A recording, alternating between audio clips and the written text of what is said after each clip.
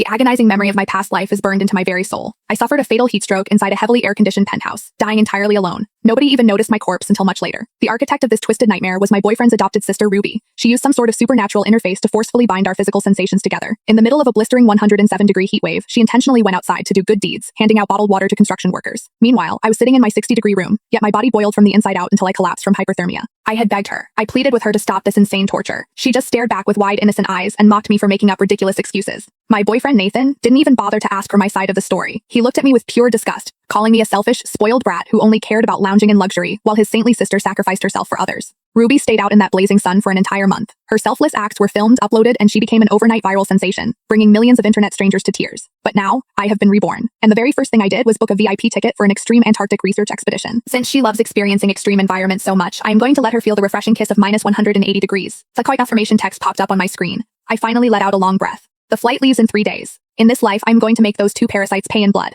My core temperature felt like a lit furnace. Sweat cascaded down my spine, pasting my silk pajamas to my skin. I simply turned off the AC, grabbed my phone, and walked right out the front door. I stood directly beneath the blinding, unforgiving sun. A cruel smile crept onto my lips. Ruby, did you really think you were the only one who knew how to tan? Babe, what are you doing out here? Nathan came jogging toward me, carrying a massive iced latte from the corner cafe. He wore a mask of frantic, devoted concern. Today was the exact day Ruby activated the sensory link. In my previous life, on this exact day, I hadn't even made it to the hospital for a checkup yet. I hadn't yet realized Ruby was the puppet master behind my misery. Nathan played the role of the ultimate doting boyfriend flawlessly. The second I complained about the heat, he instantly rushed out to buy me iced drinks. He played his part perfectly. I did not even want to look at his face. I simply turned my back and let the sun bake my skin. If my destiny today was to burn, then I was going to make damn sure Ruby felt the flames. Nathan hovered behind me, his voice dripping with fake worry. Audrey, please come back inside with me. If you stay out in this sun, you are going to get heat stroke. You hate the heat more than anyone? What is going on with you today? So he knew I hated the heat? Then why did he and Ruby mock me when I threw away my pride and fell to my knees begging them for mercy in my last life? Ruby had secretly recorded my pathetic state and posted it online. Because my claims about a sensory swap sounded like pure science fiction, nobody believed me. The internet branded me as a hysterical, attention-seeking princess. Nathan, didn't your sister just call me a spoiled brat? Didn't she say I just use my filthy rich parents' money to sit at home in the AC all day? Well, I took her criticism to heart. I am out here getting some vitamin D. Ever since I met Ruby, she had never given me a single genuine smile. She spent her nights texting Nathan, filling his head with toxic complaints about me. My words slammed into Nathan like a brick. He choked on his own spit.